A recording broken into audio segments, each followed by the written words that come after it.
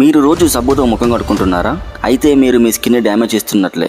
ఫేస్కి సోప్ వాడడం వల్ల స్కిన్ స్లోగా పాడవుతుందని చాలామందికి తెలియదు. సోప్ను బాడీ కోసం తయారు చేస్తారు.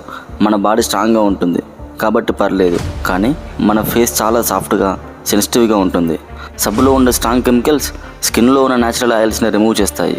న్యాచురల్ ఆయిల్స్ పోయాక స్కిన్ డ్రై అవుతుంది. దీంతో పింపుల్స్ వస్తాయి, ఇరిటేషన్ పెరుగుతుంది, రెడ్నెస్ కూడా వస్తుంది, ఫేస్ డల్గా కనిపిస్తుంది. సోప్ వాడడం వల్ల మన స్కిన్కి ఉండే స్కిన్ బ్యారియర్ డ్యామేజ్ అవుతుంది. దీంతో బ్యాక్టీరియా ఈజీగా అటాక్ చేస్తుంది. కాబట్టి ఫేస్కి సోప్ వాడకండి. దానికి బదులుగా ఫేస్ వాష్ లేదా జెంటిల్ క్లీనర్స్ వాడండి. అంతేకాదు 5 నిమిషాల్లో గ్లోయింగ్ స్కిన్ రావాలంటే ఇప్పుడు నేను చెప్పే ట్రిక్స్ ఫాలో అవ్వండి. ముందుగా మీ ముఖాన్ని క్లీనర్స్తో క్లీన్ చేయండి. ఆ తర్వాత ఒక బౌల్లో స్పూన్ పెరుగు, కొంచెం పసుపు, స్పూన్ తేనె వేసి బాగా మిక్స్ చేయండి. దాన్ని మీ ముఖానికి అప్లై చేసి 5 నిమిషాలు ఉంచండి. తర్వాత చల్లని నీటితో కడగండి. ఇది మీ స్కిన్ వెంటనే బ్రైట్గా, సాఫ్ట్గా మార్చుతుంది.